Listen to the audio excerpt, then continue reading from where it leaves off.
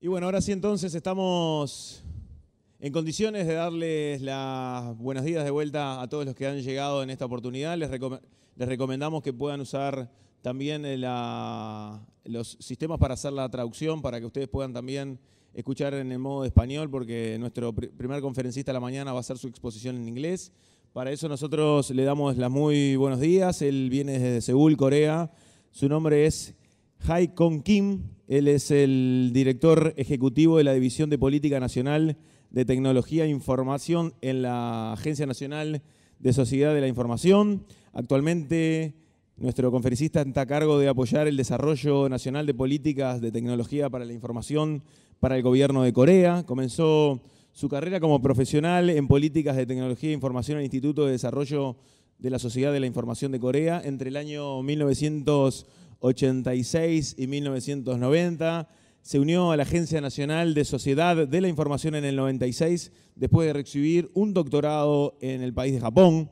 En los últimos 15 años ha participado principalmente en la Política Nacional de Tecnología y la Información y la elaboración de estrategias, el apoyo a la política de gobierno electrónico y también en el desarrollo de proyectos de tecnología y la información en el sector público, la planificación de nuevos proyectos de tecnología y cooperación también internacionales. Obtuvo una licenciatura en Economía y un máster en Negocios y Administración en la Universidad Nacional de Seúl, en Corea. Luego estudió también en la Universidad de Tsukuba, en Japón, entre el año 1990 y 1996, donde obtuvo también otro doctorado y una licenciatura en Ciencias de la Gestión e Ingeniería. Para nosotros es un verdadero placer poder contar en esta oportunidad con HyKon Kim, que viene especialmente desde Seúl, Corea, para esta primer presentación internacional, a quien le vamos a dar entonces la muy bienvenida aquí en esta mañana.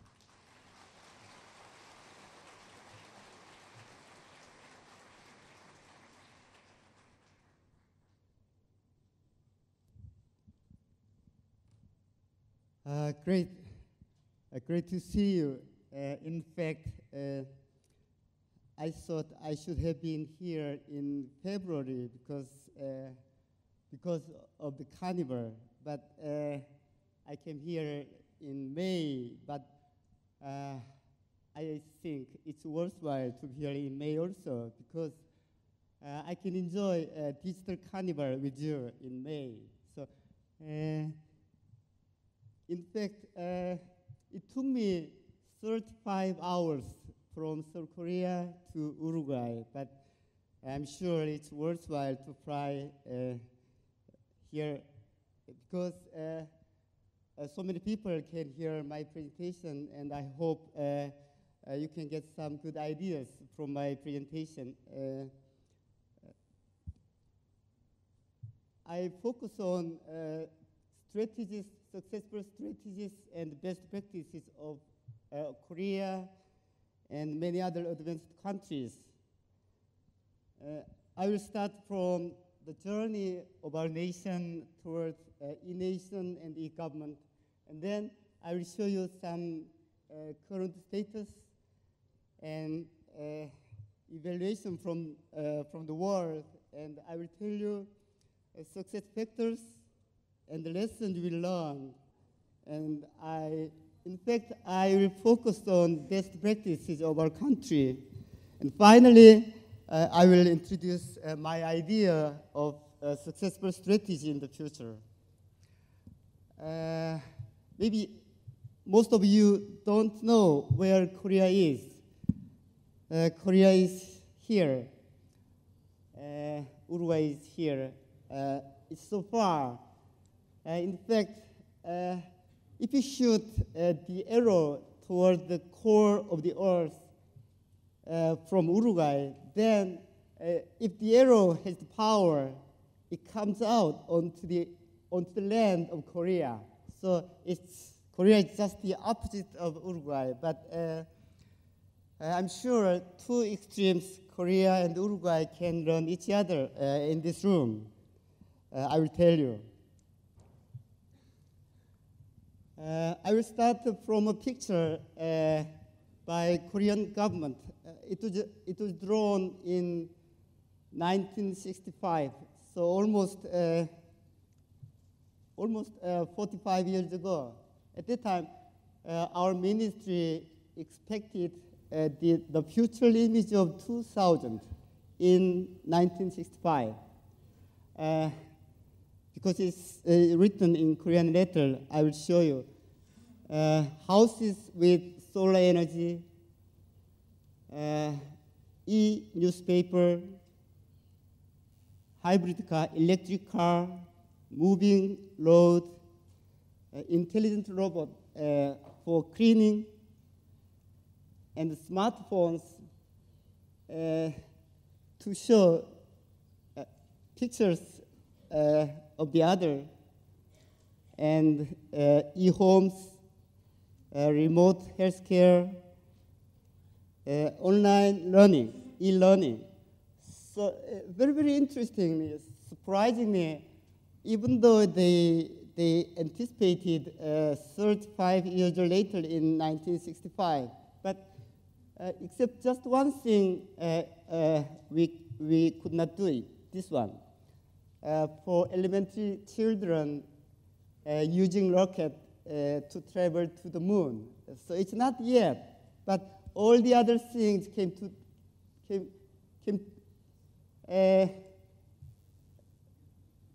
true. That means that's the power of technology, in fact. So if you dream higher, I think we can come true that dream. So I think in Uruguay, the digital agenda of Uruguay will be soon publicized, and I'm sure the dream included in the digital agenda will come true in the future. I was so surprised today to find the President Jose came here. And very interestingly, in the history of Korea, for the last 50 years, there were 7 presidents. Very interestingly, all the presidents of Korea, they have been great IT supporters. That's why, at present, Korea is the first country as far as IT is concerned. For example, he focused on telephone development. He focused on development of national basic information systems. He focused on telecommunication carrier privatization. He focused on the development of information superhighway. So it's kind of broadband infrastructure.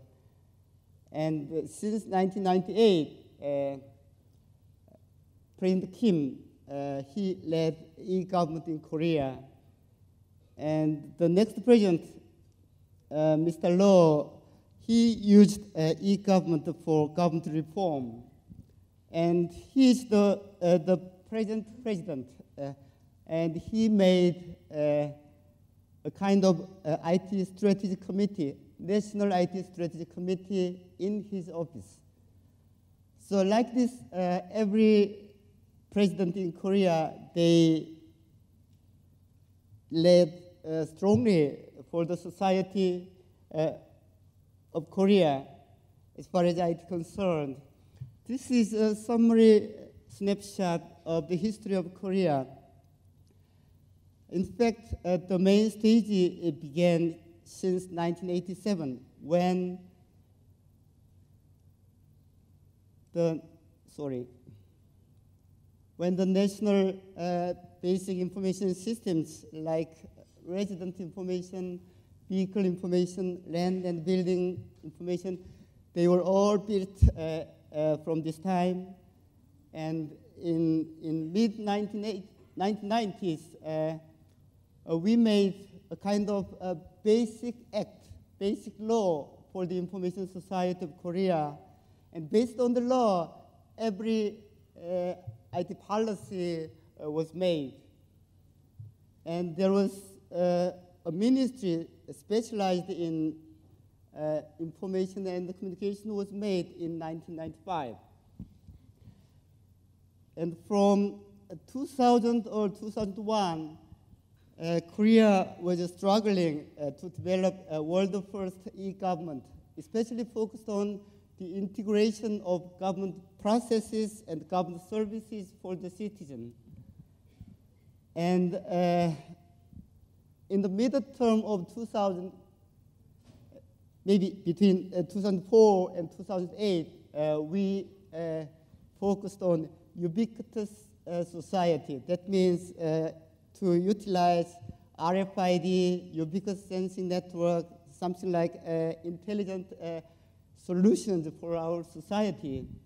And now, at present, Korea is moving toward a smarter society utilizing IT. So we are making the vision of Smart Korea 2015, like the Digital Agenda Uruguay 2015. This is another snapshot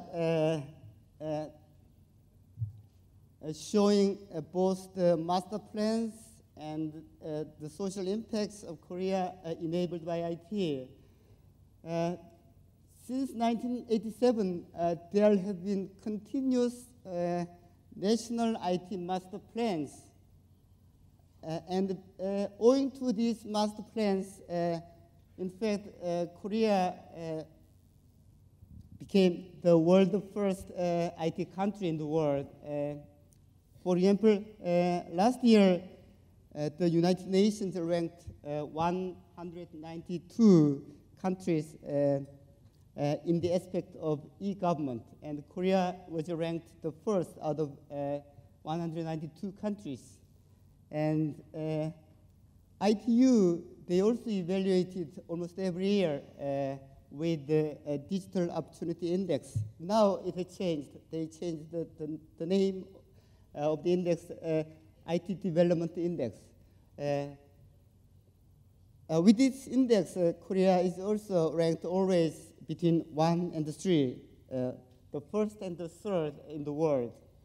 And the former CEO of Google, Eric Schmidt, he described Korea in a very short sentence. He said that Korea is like the whole country is like a big lab leading digital age. So that's the image of Korea. The population of Korea is now about 50 million, quite many compared to that of Uruguay. And in Korea, the size of 10 million is very, very important, because 10 million can be a kind of starting point for explosion of digital things, or for explosion of some solutions for the whole society. So in 1987, the number of telephone users arrived at 10 million. And about 12 years later, in 1999, the number of personal computers and the internet users, the number arrived at just 10 million. And very interesting, 2 years later, in 2001, the number of subscribers for internet banking, it reached 10 million. It's enormous, it's marvelous. And then the next year, in 2002, the broadband subscribers reached also 10 million people. So like this, Korea is moving in a very, very fast speed. This is a very interesting picture. It's the picture showing how internet banking has developed so fast in Korea. At the end of 2005, usually people tend to think that they use most often the automatic telling machine when they deposit money or when they withdraw money from the bank. But since the end of 2004, the ratio of internet banking exceeded that of ATM machine or offline counter in the bank. So that's the situation in Korea at present.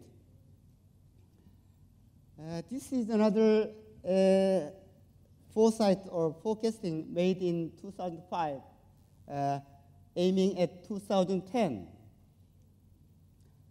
At that time, we anticipated that more than 95% of Korean people, they would use the internet, and maybe around 40% of personal computers will be portable.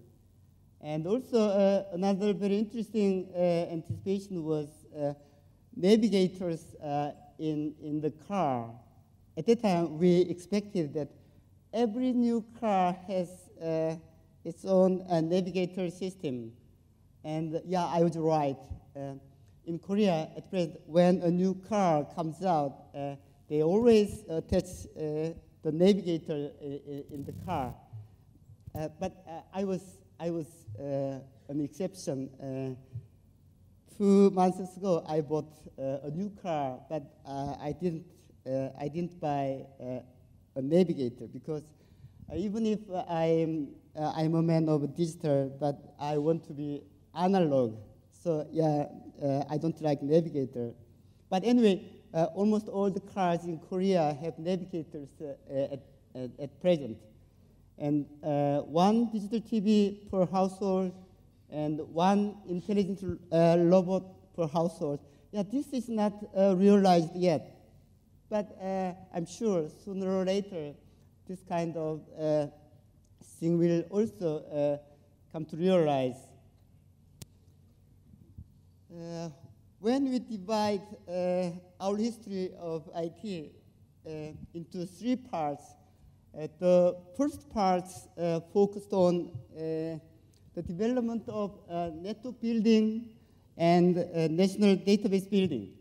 So at this time, as I said before, databases on the whole people, resident registration, land and buildings, education and banking systems, all the basic national information systems were made together with network development.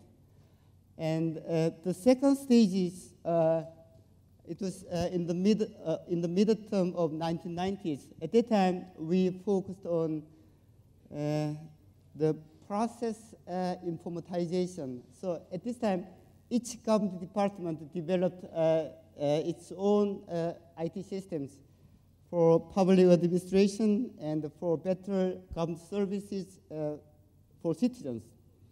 But at the end of 1999 or around 2000, we came to realize that integration was needed, because there were so many separate information systems.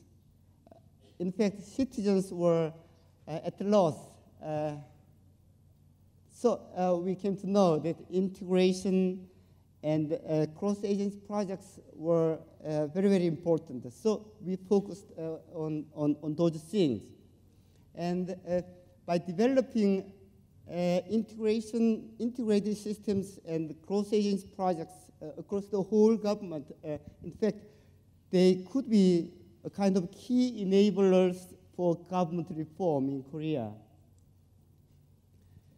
So between 2001 and 2002, we selected 11 priority programs focusing on, for example, financial systems, educational systems, personnel systems, old standard local administration systems, and systems for businesses and citizens. And at this time, the world-famous e-procurement system was also made. And between 2003 and 2007, we also focused on the next stage integration. So aiming at integration of government systems for citizens and businesses, we tried to share information among governments, and we tried to integrate all the cross-agency projects. And also, we found that there were common processes across the whole government departments. For example, human resource systems like personnel, financial systems, auditing systems. So there were many common processes. So we tried to develop some integrated systems for these common processes and common platforms. And we, in fact, we quite succeeded. And in the end of 2008, we made another new vision. It's a recent Korea IT Master Plan aiming at efficient government, enriched citizen life, trustworthy information society, creative soft power, and advanced convergence network. And the United Nations evaluated Korea as the first as far as e-government is concerned. So we think that Korea, about 10 years ago, Korea is in this stage, the stage of online transactions via web or via the internet. And now Korea is in the stage of real integration and transformation. And this is a summary slide to show the most important success factors of Korean information society. Let me tell you some ideas. First of all, we have a very nice legal framework. We made the Basic Act for Information Society in 1995. And based on this act, all organizational arrangement, implementation framework, and the funding mechanism was made based on this act. And in 2001, we also made another act for just e-government.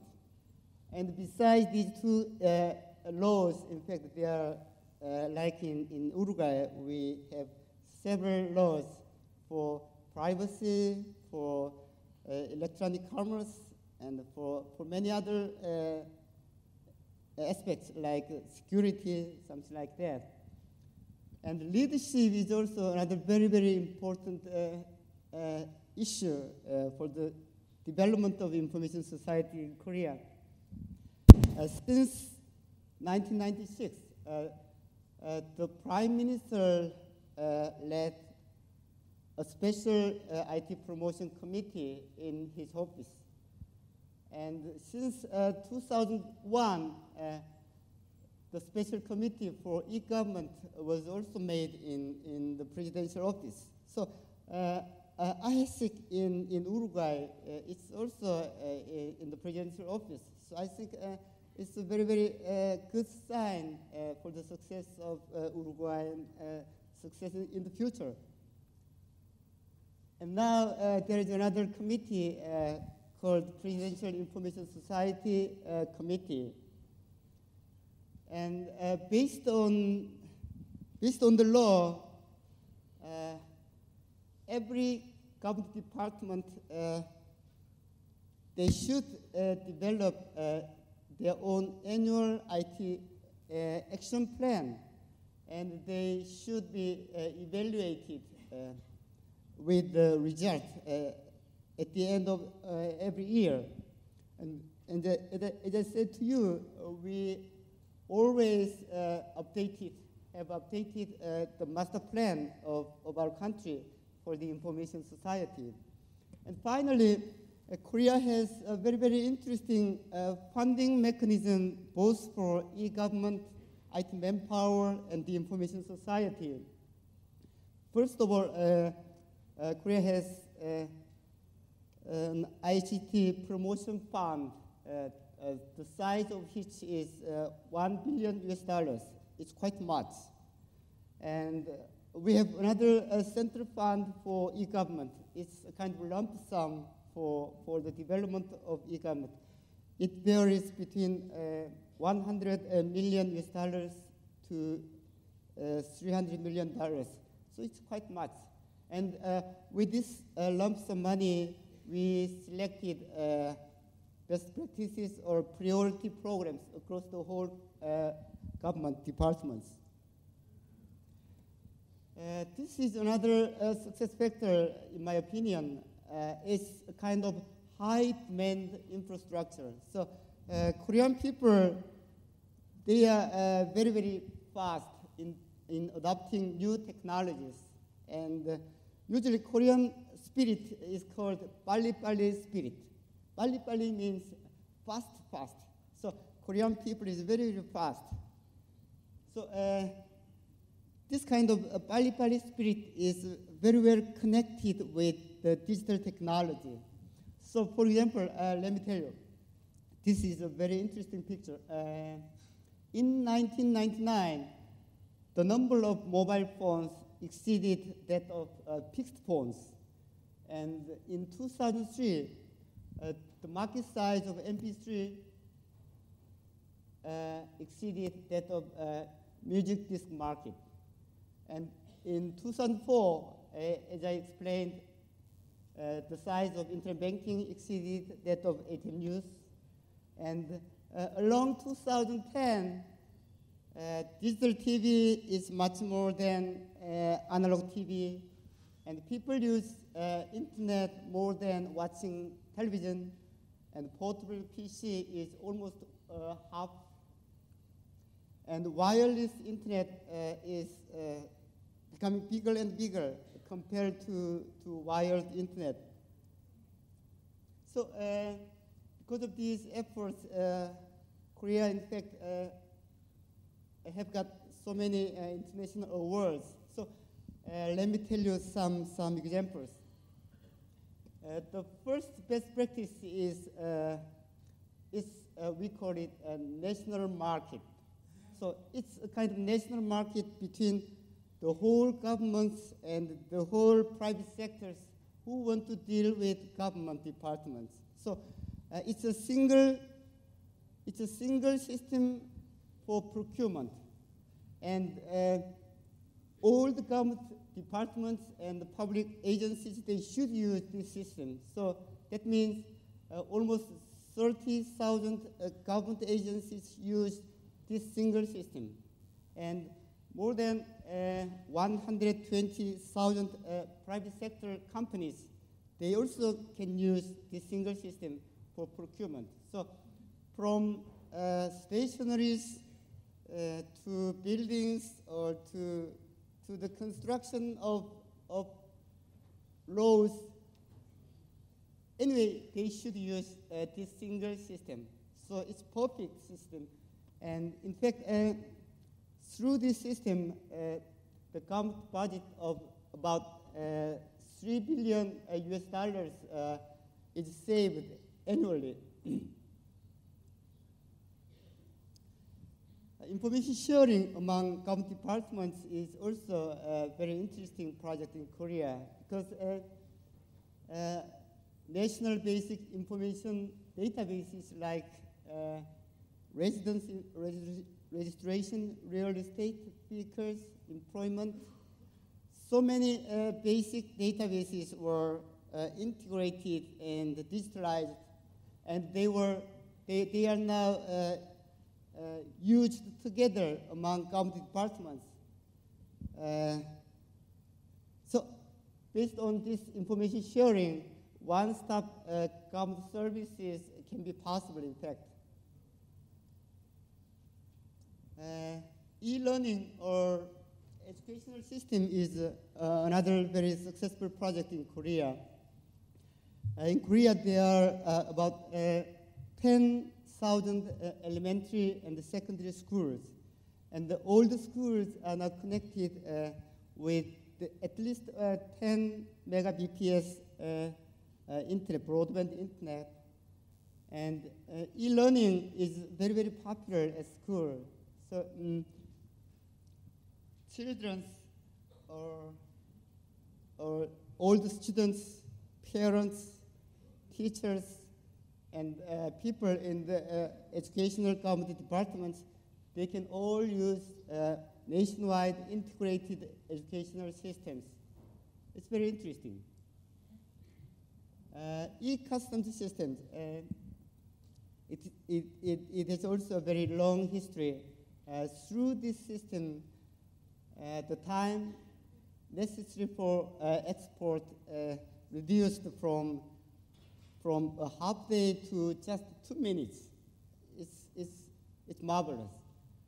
And for airport system, usually it takes between 10 minutes to 15 minutes for people to come into our country or out from our country. But I arrived yesterday in Uruguay, and I was very, very surprised. In Uruguay, it took me just 3 or 4 minutes for me when I arrived at the airport. That's all. So, yeah, I thought Uruguayan systems is much better than that of Korea. Yeah, it's very, very interesting. I heard that the airport, the building of airport in Uruguay, they were built last year, and yet the systems are very, very good. So that means I think the future of Uruguay is very, very bright, I'm sure. Patent system is also a very successful case. In 2005, the WIPO cooperated together with Korea in developing a worldwide system for patent information use. And maybe you have also this kind of home tech system. Korean home tech system, it is very, very citizen-oriented. So with this system, all the citizens can manage any text-related businesses through the internet. So for example, for year-end tax settlement, they can calculate automatically through the internet. And of course, almost all tax files can be done through this system. The Korean government portal, it's called Gov Service 24. It's another very interesting system. There are in Korea about 5,000 kinds of government-related information inquiry from the viewpoint of citizens and businesses. And all the information of this 5,000 are made online now. And among them, about 600 government services, they can be applied online. For example, if you want to register your businesses, or if you want to register your new factories, if you want to build new factories, you can do that. The whole process through online. Government-wide IT integrated centers is another very interesting best practice in Korea. In fact, before 2004, every government department has its own IT centers.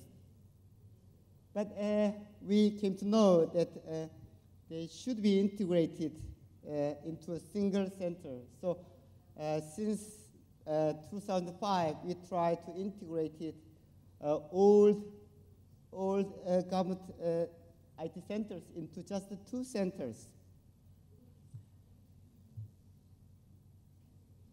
So with these two centers, all the government hardwares and softwares and solutions and networks, they were operated with these two integrated centers. So it's, the effect is also huge, and well, yeah, we can do much better with these integrated IT centers. This one is also very interesting government services for small and medium enterprises. It has a very long history. It started, we call it IT rental system. That means hardware and software like a CRM, ERP, or any business system for small and medium enterprises.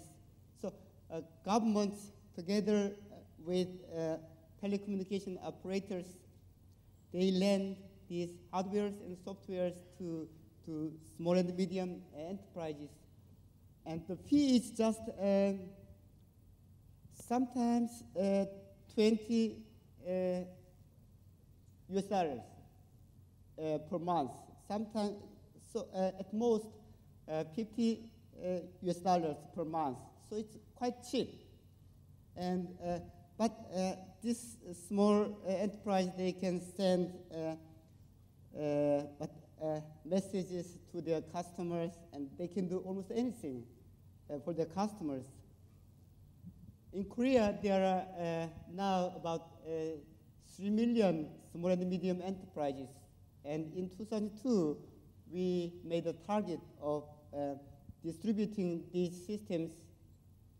It's a kind of cloud computing systems, in fact. Can you understand? And yeah, we reached the goal. And our goal was among those 3 million enterprises, our target was just 1 million. So it's about 1/3. And about for 6 or 7 years, yeah, we reached that target. That's some stories of Korea, but as I came here for about 35 hours, so I would like to show another 3 best practices worldwide other than Korea. The first one is that of Australia. The best practice's name is Centrelink. It's a kind of integrated welfare service. And the Centrelink integrated 140 government services from 25 government departments. So education, welfare, labor, or accident allowance, any other old welfare services are integrated into Interlink, a Centrelink. And there are, in Australia, there are more than 1,000 service centers, Centrelink centers. So that means they are kind of integrated welfare centers, and they are also online and offline integrated services for the whole citizens in Australia.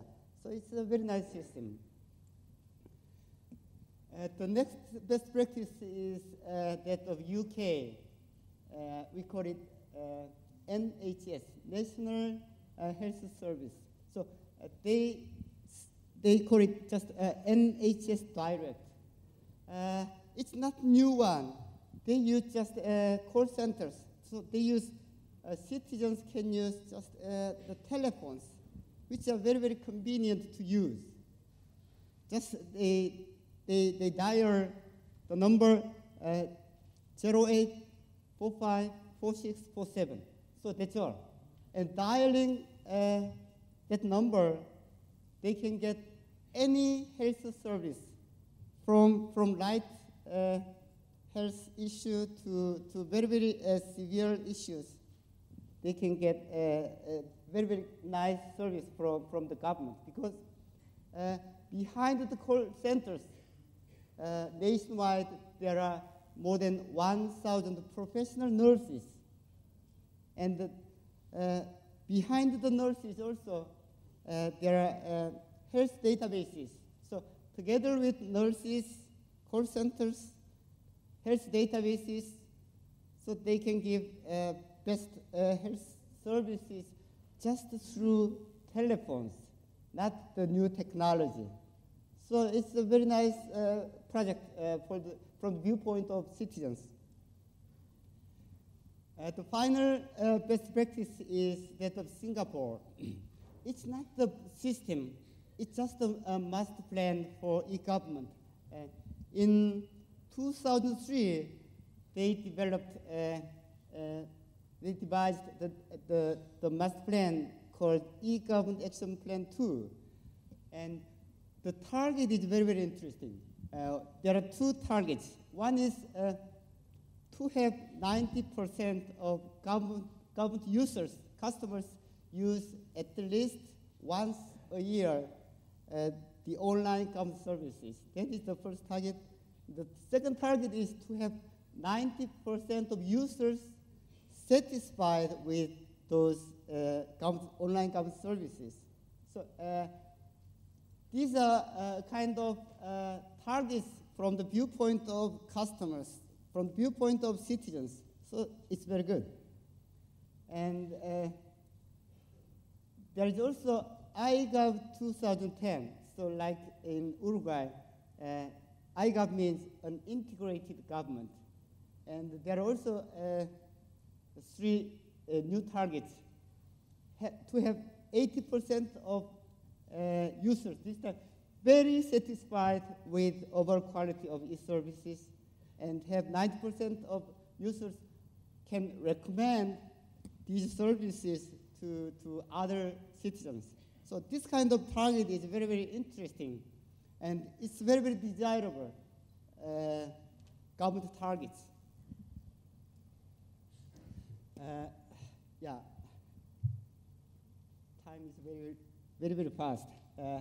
Yeah, from now on, I'll try to summarize. I will focus on the future. As ICT develops more and more, from just automatic calculating to database, to online, to networking, to ubiquitous, and toward intelligence. And with this ICT development, the possibility of value creation enabled by IT becomes higher and higher. So that's the power of IT. So as President Jose said this morning, if IT is utilized wisely and in a better way, it can give a great impact, a great nice impact for our society in the future also. Through the IT, time, space, knowledge, relationship, and many other aspects around human lives, they are expanded, and they are made better than before. And our society is moving toward, in my opinion, smarter society than before. And technologies becomes more and more convergent, and more public and private cooperation is needed.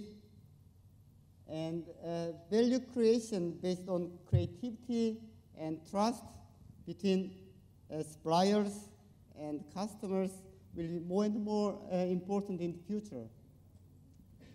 But still, I'm sure IT will be a core engine for smart innovation in the future, because it has the characteristic of speed, convergence, intelligence, two-way communication, networking, transcending time and space.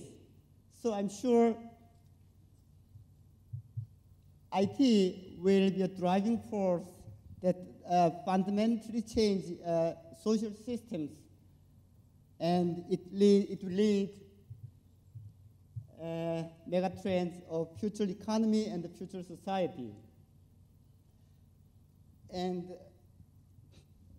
the government services will be also moving toward coordinated and shared services, intelligent and ubiquitous services, and more citizen-centric services, as you know.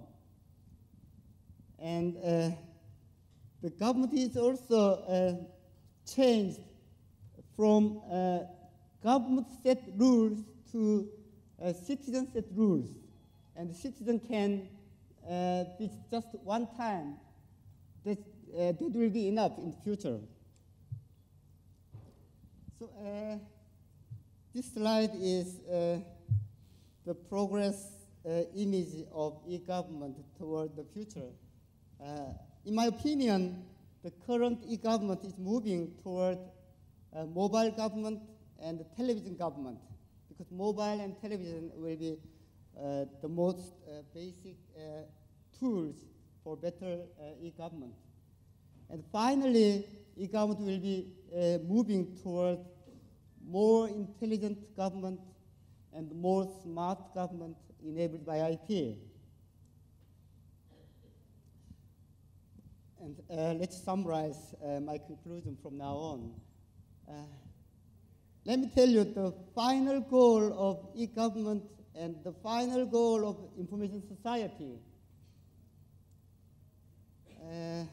Many years ago, an OECD report on e-government, it is said that in the report, the final goal of e-government is to delete E from e-government.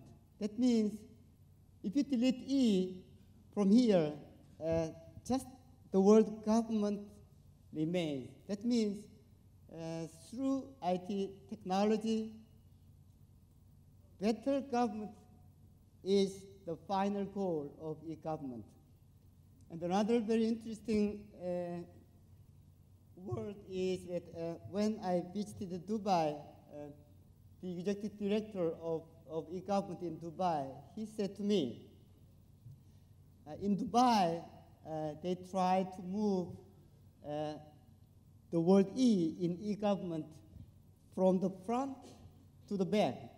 So that means if you move this E from the front to the back, it has become from e-government to government excellence. So this kind of better government and the government excellence will be, I think, the final goal of e-government, I think. As I said before, these are the basic success strategies for e-government and the information society. First of all, we should set a very clear vision, and we should set a very specific targets.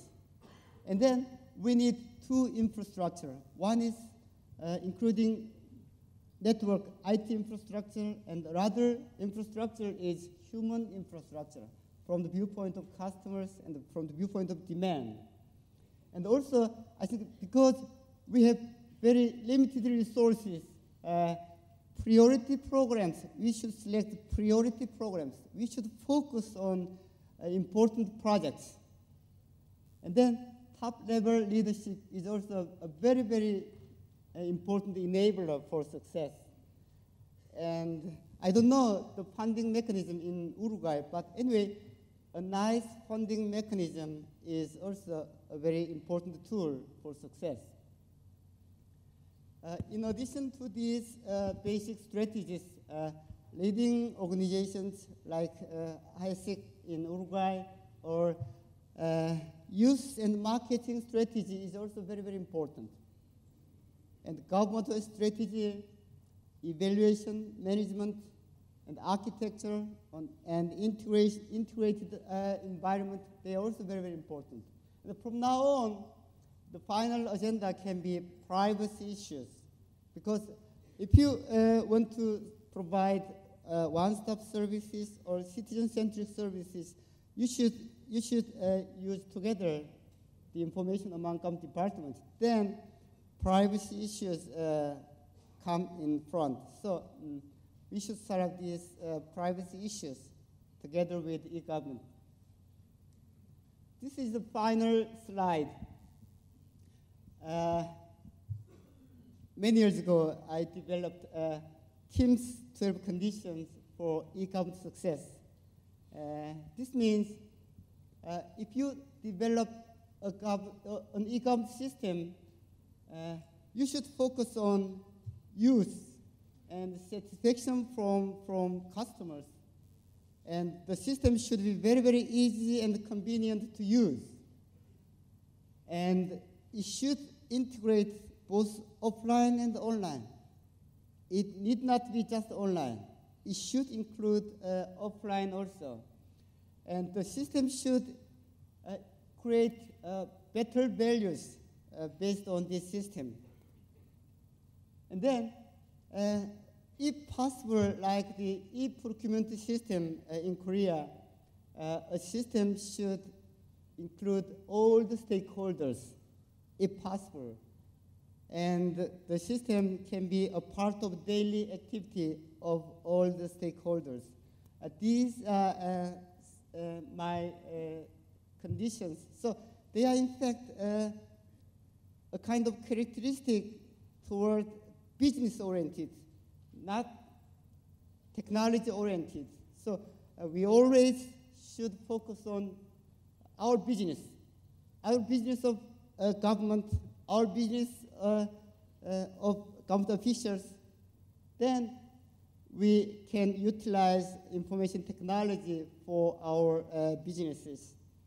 Then I think we can succeed in the future. Okay, thank you very much for listening. Thank you.